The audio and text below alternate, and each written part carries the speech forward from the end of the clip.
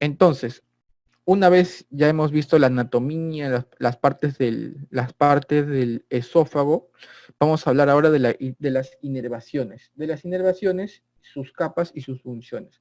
En cuanto a la estimulación parasimpática, que es el que predomina en el esófago, vamos a hablar primero de lo que han preguntado en los exámenes, ¿ya? Estímulo parasimpático te va a producir una saliva acuosa. Saliva acuosa. Esto, no se aprendan de abundante, de encima, no, lo preguntado es esto, saliva acuosa, parasimpático, ¿ya? Es como pasa, ¿no? Es una pasa. Parasimpático, saliva acuosa, ya pasa. Listo. Acuérdense que el que estimula el, la inervación parasimpática, el neurotransmisor de elección o por excelencia es la acetilcolina. Así como el que estimula la parte simpática es la noradrenalina.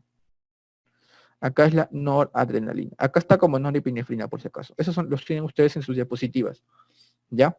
Entonces, saliva acuosa, parasimpático, pasa. ¿Ya? Es porque la acetilcolina tiene un efecto secretor y un efecto vasodilatador.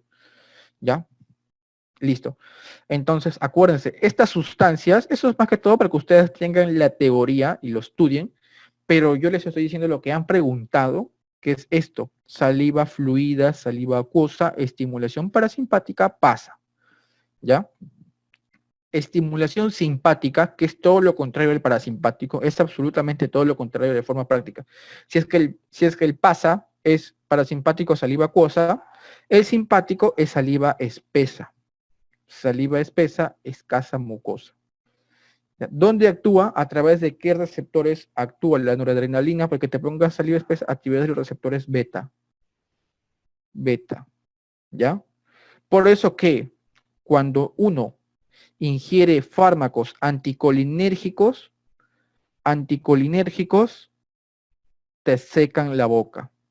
Te secan la boca. ¿No? Los fármacos anticolinérgicos te secan la boca. Ya, miren, ¿qué fármacos anticolinérgicos conocen? Díganme uno, nada más, solo uno. Y ahorita vamos a hablar de atropina. Excelente. La atropina es un fármaco anticolinérgico. Anticolinérgico. ¿Y en qué casos usamos la atropina, Yanina? ¿En qué casos usamos la atropina? Que es la intoxicación por órganos fosforados. Excelente. La atropina es el antídoto de intoxicación por órganos fosforados. ¿Y qué pasa con los órganos fosforados? ¿Por qué le damos un anticolinérgico? ¿Qué pasa con los órganos fosforados? ¿Por qué le damos un anticolinérgico? ¿Cuál es el mecanismo por el cual te producen los órganos fosforados la intoxicación, ¿no? O las molestias? ¿Por qué? Porque los organofosforados inhiben algo, ¿no? No estimulan la acetilcolina, inhiben a la acetilcolinesterasa. Y la acetilcolinesterasa, exacto, H-esterasa. Inhiben la acetilcolinesterasa y la acetilcolinesterasa es aquel que metaboliza la acetilcolina en la hendidura sináptica a todo el sobrante y lo pasa a la hendidura presináptica. Entonces, lo recicla. Si se inhibe la acetilcolinesterasa, no va a haber quien metabolice la acetilcolina y la acetilcolina va a estar ahí estimulando, porque no va a haber quien la inhiba. Ese es el mecanismo de acción de los órganos fosforados. Por eso que la intoxicación por órganos fosforados es un estímulo parasimpático potente o continuo o persistente. Por eso que se le da anticolinérgicos, que es la atropina de elección o pralidoxima.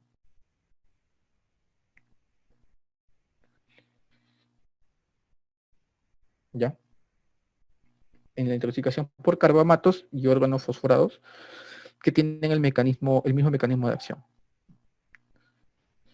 Listo. Ahora, esto sí también es importante que lo sepan, que es justamente lo que les comentaba. ¿Cuáles son las capas del esófago? Las capas del esófago de adentro hacia afuera es mucosa. Acá tienen mucosa. Miren acá, esta es la mucosa. Luego acá viene la submucosa. La submucosa. Luego viene la muscular. Miren, entre la submucosa o por encima de la submucosa está el plexo submucoso de Meissner. El plexo submucoso, por encima de la submucosa. ¿Ya?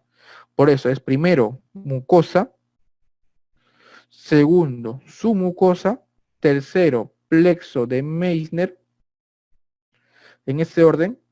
Luego viene cuarto, fibra circular interna, porque viene la capa muscular, ¿no? Entonces es la muscular interna. Luego de la muscular interna se mete ahí entre las dos capas muscular el plexo de Auerbach, el mientérico. Luego viene esta es la circular interna, longitudinal externa, la capa muscular. ¿Ya? Y por último viene la adventicia o la serosa, ¿no? Adventicia vamos a poner, porque es la mayoría. Y por último viene la adventicia. Este es el orden en el cual está distribuido todo el segmentos del esófago. Mucosa, submucosa, luego sigue el plexo de Meissner, luego sigue la capa muscular, que es la circular interna, plexo de Auerbach, longitudinal externa. Ya vamos a ver cuál es la función del plexo de Meissner y cuál es la función del plexo de Auerbach. Ya, miren, el plexo mientérico de Auerbach, ¿qué te da? La motilidad, favorece la motilidad. Y eso es justamente lo que vamos a hablar ahora, la motilidad.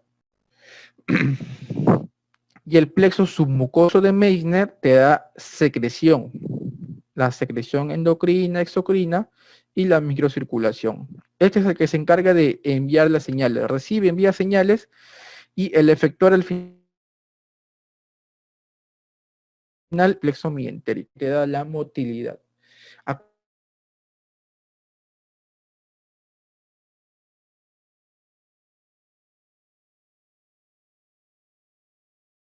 Acuérdense que secundaria, lo cual ya lo vamos a ver ahorita. Vamos a pasar a la siguiente diapositiva, que ahí me parece que está. Ya.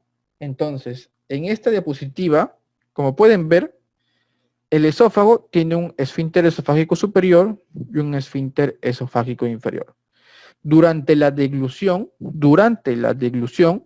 la normalidad es de que en reposo el esfínter esofágico superior y el esfínter esofágico inferior tienen presiones altas. ¿Cuál es lo normal? Pregunta de examen, valor normal o el de los esfínteres esofágicos, específicamente el inferior, que es el que más me interesa. Pregunta de examen. El superior no han preguntado, el inferior. ¿Saben cuánto es la presión del tono del esfínter esofágico inferior? Que es el más importante al final, que se ve en la calasia, que se ve en la enfermedad por reflujo gastroesofágico. ¿Saben? 5 a 10, me dicen por ahí. A ver, uno más y les digo. ¿Cuál es el C a 26? Ya, el valor normal del esfínter esofágico inferior, a ustedes que están en nivel residentado, les voy a hacer la explicación científica o la razón del por qué. En sí, un valor normal no existe. ¿Por qué? Porque está en relación a cada persona. Es variable. Sin embargo, ¿por qué variable? Ahorita les voy a decir por qué. El valor que oscila entre 10 hasta 30 o 35 milímetros de mercurio, valor normal. Entonces, ¿por qué algunas personas es 10? ¿Por qué algunas personas es 15, 20, 25, 30? ¿Por qué? Porque todo está en relación, la presión del esfínter esofágico inferior está en relación a la presión intragástrica. Pregunta de examen. La presión intragástrica. Si es que normalmente el tono del esófago inferior es mayor a la presión intragástrica, que es más bajo. Sin embargo, si tenemos un paciente obeso, si tenemos a un paciente o tiene una debilidad del esfínter esofágico inferior, presión intragástrica va a aumentar. 10 a 30 es normal, en reposo exactamente. Esto va a aumentar, supongamos un paciente obeso que tiene una elevada presión intragástrica y este tono del esfínter esofágico inferior, que normalmente es mayor, va a disminuir. Si disminuye, por ejemplo, disminuye a 10, ¿no? Que supongamos está dentro de lo normal, va a haber un momento en el cual estas presiones del esfínter esofágico inferior y de la presión intragástrica se van a igualar. Si se igualan, esta es la fisiopatología de la enfermedad por reflujo gastroesofágico. Porque no deben ser iguales, ¿no? Porque si hay una presión igual acá y una presión igual acá, va a formar como un solo tubo, una sola estructura y va a refluir todo el contenido gástrico. Entonces, siempre el tono del esfínter esofágico inferior tiene que ser mayor a la presión intragástrica. Lo normal, tómenlo como de 10 a 30 milímetros de mercurio, ¿ya? Pregunta de examen. Si no me entendieron, me dicen y lo repito. Listo. Entonces, ahora, con respecto a la motilidad del esófago. Vamos a mover la ventana del chat que está acá, un ratito. Ya. Voy a ponerlo acá. Ya. Acá vamos a poner el título, ya, motilidad. Motilidad del esófago. Me interesa que se sepan bien las ondas, porque eso es algo que los chicos de recientado de ahora que están, me paran preguntando, me paran diciendo, doctor, en esta pregunta de las ondas primarias, ondas secundarias, ondas terciarias, ¿cuál es normal, cuál es propulsora, cuál no es propulsora? Entonces, ahí se confunden aún. Primero, tienen que saber de que la motilidad del esófago no hay ondas lentas, es decir, todas son ondas rápidas, la mayoría, ¿ya? Y la contracción está debida a activación de neuronas motoras excitadoras, ¿ya? O sea, el plexo mientérico de Auerbach. Cuando uno tiene la deglución, cuando uno realiza la deglución, se forma primero, en este orden, primero deglución, ¿ya? Ya, yo como algo, deglución, como un chifa.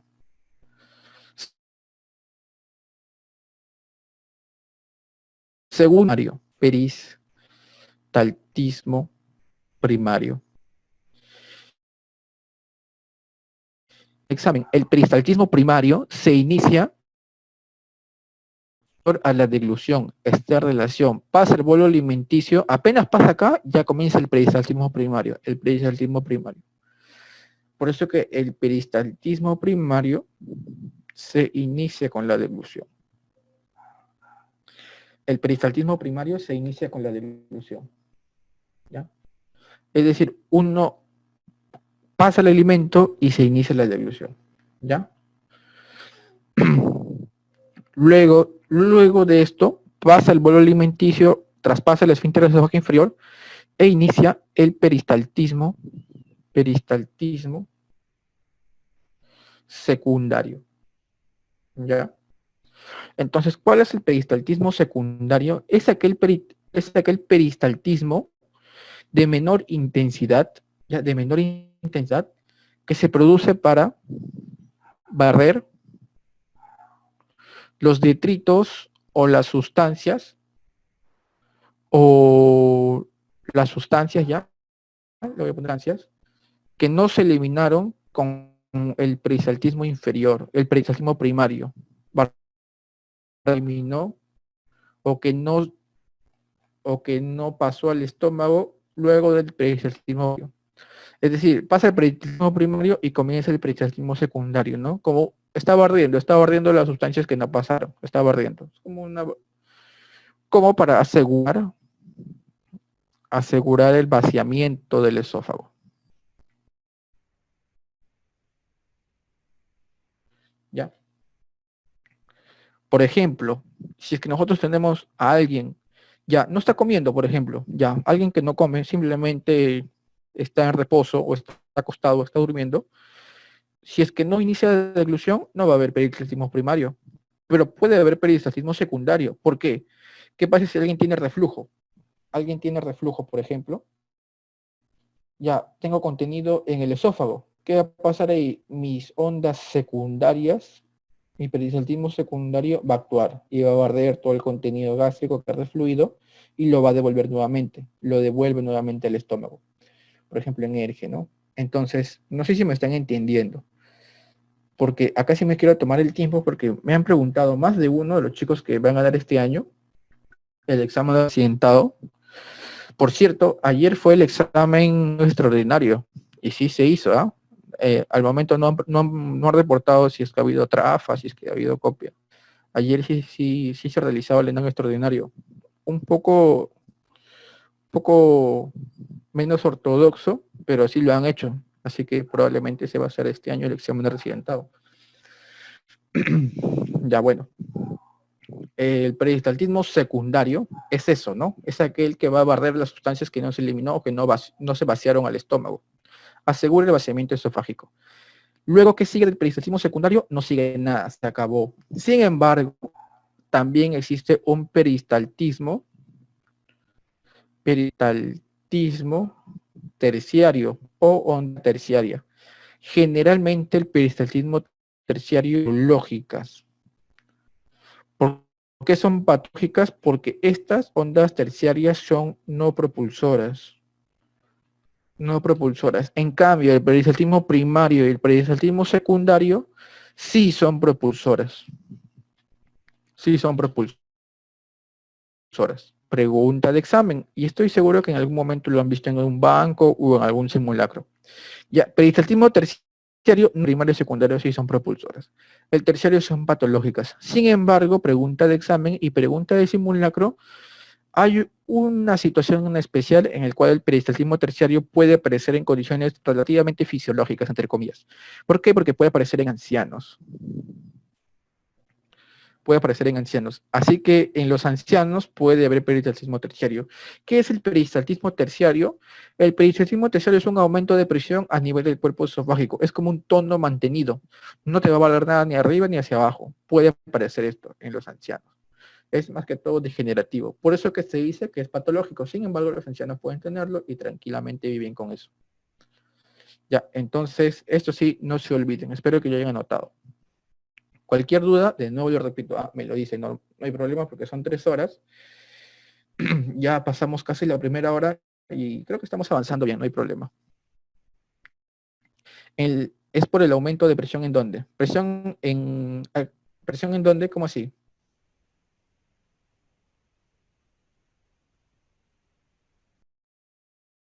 Del cuerpo esofágico. Por eso que son no propulsoras. Por eso que se dice peristaltismo terciario. Ajá, ya, listo. Entonces, al final, ¿cuál es el último paso? La deglución, pues, ¿no? Que termina el paso desde de la comida hacia el estómago. ¿Ya? Esta es la onda peristáltica, sí. Es embarrido. La onda peristáltica es embarrido. Ay, no hay mayor pregunta que darle. Ya más que todo para que ustedes lo tengan su esquema. Ahora sí. Ahora, esto es con respecto a la regulación del esfínter esofágico inferior. Ahí vamos a mover el chat a un costadito para que ya. ¿Cuál es la regulación del esfínter esofágico inferior? Lo vamos a ver acá. El esfínter esofágico inferior está regulado básicamente por hormonas. Y estas hormonas tienen acción ¿a qué? A nivel nervioso. Entonces, pregunta de examen. ¿Quiénes estimulan el tono del esfínter esofágico inferior y quiénes inhiben el tono del esfínter esofágico inferior? Primero, con respecto a la inervación, acá lo voy a poner a un costadito. Acuérdense, sistema nervioso parasimpático, es decir, todo lo que sea acetilcolina va a estimula el esfínter esofágico inferior. Y el sistema nervioso simpático, es decir, todo lo que sea noradrenalina, adrenalina, etcétera, va a inhibir el esfínter esofágico inferior. Es decir, les viene un agonista colinérgico, estimula. Un antagonista colinérgico, estimula. Un agonista adrenérgico, inhibe. Un antagonista adrenérgico, estimula. Ya más o menos para que para que entiendan la cosa. Entonces, ¿qué hormonas estimulan? ¿Qué hormonas estimulan el tono del esfínter esofágico inferior? La gastrina y la motilina. Ya vamos a ver en la parte de cuando llegamos al estómago cuál es el mecanismo por el cual se secretan y cuál es la función de cada una de ellas. Ya pregunta de examen fuera de estos. ¿Y quiénes inhiben o quiénes relajan? Estos no es tanto inhiben, sino relajan, porque el esfínter esofágico inferior, acuérdense que tiene un tono ya basal. ¿Quiénes relajan el esfínter esofágico inferior? Principalmente estos, de forma fisiológica, el péptido inhibidor gástrico, y acá falta el péptido inhibidor vasoactivo y el óxido nítrico. El óxido nítrico y el BIP relajan el tono del esfínter esofágico inferior para que se produzca la deglución. Es decir, el pasaje del bolo alimenticio del esófago al estómago. También puede inhibir la secretina, el péptido inhibidor gástrico, la colecistoquinina y la progesterona. ¿Por qué la progesterona? Hace que las gestantes, en el cual va a haber un estado progestágeno, es decir, porque hay predominio de progesterona en las gestantes, por eso que tienen reflujo. Las gestantes sufren de reflujo. ¿Por qué? ¿Por qué sufren de reflujo?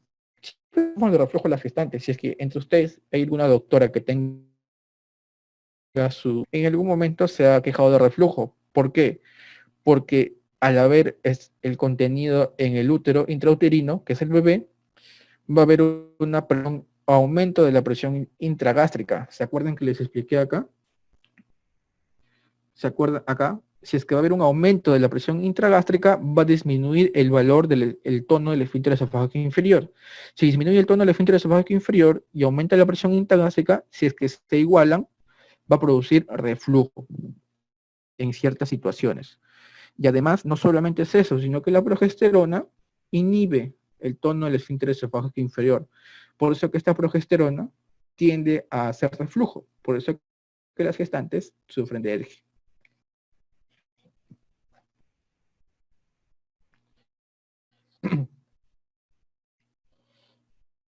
Bien, ahora con respecto a la función del esfínter esofágico inferior. Ahora, acuérdense que el esfínter esofágico inferior no es nada más que igual, es el músculo circular. ¿Circular qué? Circular interno del esófago. Es el músculo circular y mantiene una contracción tónica, como dice acá la teoría, que puede ser de hasta 30 milímetros de mercurio, como les había dicho. La onda peristáltica que viene va a relajar el esfínter. Sin embargo, si fracasa, es decir, si no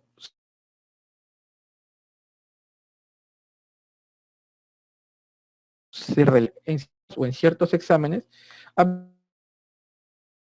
conveniente cuál de los siguientes o neurotransmisores está afectado en la calasia y ponen gastrina, ponen motilina, ponen óxido nítrico, ponen noradrenalina, entonces acá es óxido nítrico o cualquiera de estos, ¿no? Cualquiera de estos dos principalmente, ¿ya? Porque eso es en condiciones normales, porque esos dos son los que relajan. Si van a estar estos ausentes, no se va a relajar. Y si no se relaja, no va a disminuir el tono y te va a producir la patología de acalasia. Óxido nítrico y péptido intestinal vasoactivo o BIP, ¿ya? Entonces, eso sí también tienen que saberlo. ¿Qué más? Es que el esfínter esofágico inferior va a evitar el reflujo. Evita el reflujo, ¿ya? También, eso sí también tienen que aprenderlo. Listo. Entonces, ¿qué va a pasar? ¿Qué va a pasar ahora? Miren estos dos exámenes.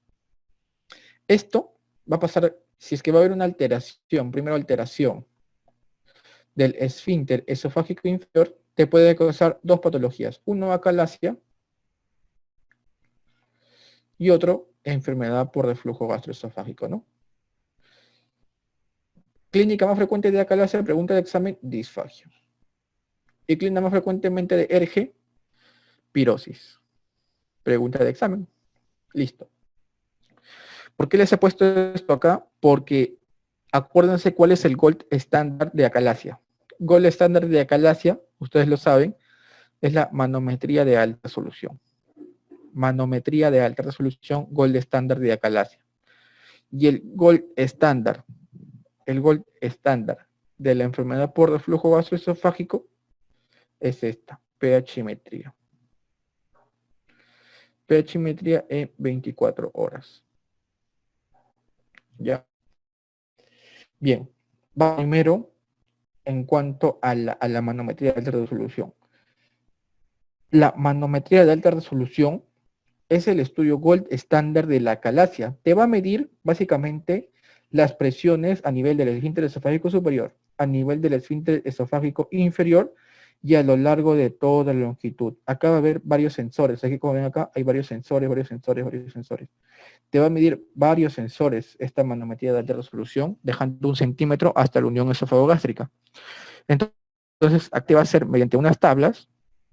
Básicamente te va a medir tres parámetros que los voy a poner acá abajo, que es la presión de relajación del esfínter esofágico inferior, que es la presión de relajación del esfínter esofágico inferior. ¿Qué más te va a medir? La contractilidad distal, es decir, la contractilidad que hay acá, a nivel del esófago, contractilidad distal o contractilidad integral distal, y el periodo de latencia. ¿Qué se define el periodo de latencia? Es el periodo en el cual se apertura el esfínter esofágico inferior y se cierra el esfínter esofágico inferior. Es decir, cuánto dura la deglución. Es el periodo de latencia. Pregunta de examen. Ya, esto sí no lo sabe nadie, ¿eh? Para ustedes nada más. ¿Cuánto dura el tiempo en que se apertura el esfínter esofágico superior y el esfínter esofágico inferior? ¿Cuánto debe ser normal? Lo normal es que sea de más de 4.5 segundos. Más de 4.5 segundos. La presión de relajación del esfínter esofágico inferior, es decir, el tono, quieren de que el tono sea mayor de 15 milímetros de mercurio. Ese es en el examen de la manometría. Y la contractilidad integral distal es mayor de 400 milímetros de mercurio por segundo por centímetro. Y esta es una medida especial, ¿ya? No les estoy diciendo que se aprendan cada valor. Lo que sí me gustaría que se aprendan es cuánto demora el periodo de latencia, ¿no? Desde que inicia hasta que finaliza la deglución, más de 4.5 segundos. Porque si se cierra antes, o si es que no se relaja, ya es un tipo de acalasia. Según estos tres parámetros, hay tipos de acalasia. Y estoy seguro que en algún momento que ustedes han leído su manual, ahí les viene. Los tipos de acalasia son los siguientes. Ya, ¿cuántos tipos de acalasia conocen? A ver, no sé si están por ahí Carla, Renzo, Mía, o quién más puede participar. Acalasia primaria y acalasia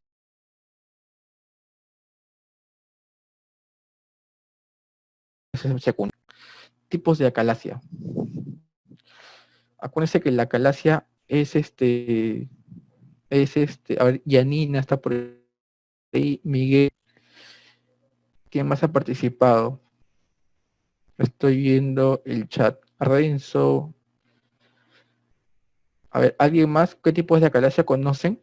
Ya, entonces les digo de una vez. La acalasia es según una clasificación.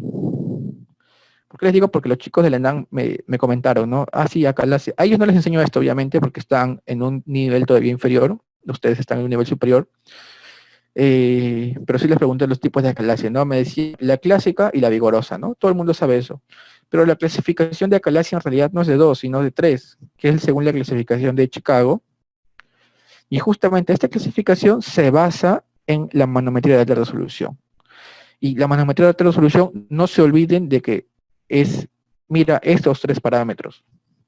Ya, esos tres parámetros, mira, la manometría de alta resolución. Y esta clasificación de Chicago dice que hay 3 tipos de acalasia. 3 tipos de acalasia. ¿Ya ven? Entonces, hoy día se van con información nueva a su casa. Bueno, están en su casa, ¿no? Ya, entonces, la acalasia tipo 1 es la acalasia clásica. ¿Cuál es la acalasia clásica? Es aquella que la presión de relajación está menor de 15, es decir, no está muy relajada, y no hay contractilidad distal. Pierde la motilidad en el segmento distal del esófago. La calasia 2 es la calasia común. ¿Qué es la calasia común? Que hay una panpresurización, es decir, a nivel de todo el esófago hay un tono continuo, no va a haber motilidad. Por eso que se dice una panpresurización esofágica, que es la calasia común, que es panpresurización. Y la calasia tipo 3 es aquella que el periodo de latencia segundos. Entonces, si es que va a durar menos de 4 segundos, esto se va a cerrar antes. Por eso se le dice acalasia espástica o también la llamada acalasia vigorosa. Ya, entonces esa es la explicación y los tipos de acalasia. Clásica, común y la espástica o vigorosa. Ya, eso estoy seguro que en ningún momento de su preparación ni que hayan tenido antes les han comentado, pero es importante que ustedes lo sepan porque le dicen por qué, ¿no? Siempre es bueno saber el porqué de las cosas, ¿no? Y por qué la manometría es el gold estándar de acalasia, para que ustedes digan, este paciente tiene acalasia, ¿no? Entonces ustedes pueden decir, le hicieron una manometría, seguro le midieron la presión de relajación del esfínter esofágico inferior, cuánto fue su contractilidad distal o su periodo de latencia, cuánto fue, ¿no? En especial a los que les gustaría hacer gastro, no sé si es que alguno de ustedes esté por ahí, es importante esto, ¿no? En algún momento de la visita te van a preguntar y tienes que saberlo. En cambio, la pHimetría es más fácil. La pHimetría, colocan un sensor, te va a medir en 24 horas, lo vas a llevar durante todo el día, 24 horas, y va a medir cuánto de pH se va a exponer tu esófago en 24 horas. Pero va a medir solamente un pH, el pH menor de 4. ¿Cuánto es el pH normal gástrico? Pregunta de examen. El normal intragástrico, acá lo pongo, es de 1 a 2. El pH normal intragástrico es de 1 a 2. Entonces, si es que va a haber reflujo, el pH va a disminuir a nivel esofágico. Entonces, la máquina sensa el pH menor de 4, lo cual ya es patológico, es un pH ácido. Si es que en 24 horas va a haber más del 4% de tiempo que el esófago va a estar expuesto a ese pH menos de 4, se dice que es diagnóstico de enfermedad por reflujo gastroesofágico. Pregunta de examen. Por eso que pHimetría es el gold estándar. Porque te colocan esta sonda con sensor a nivel esofágico distal y te va a medir cuánto de tiempo en 24 horas en porcentaje va a estar expuesto tu esófago a un pH menor de 4. ¿Ya? Entonces, eso estoy seguro que tampoco lo sabían, tal vez sí lo sabían y no me quisieron decir. Ya. Ahora, con eso hemos acabado la parte básica del esófago. Hemos hablado de anatomía, hemos hablado de fisiología, hemos hablado de histología, hemos hablado de la parte básica, del simpático, del parasimpático, de los exámenes que se toman, la manometría de alta resolución, la pHimetría.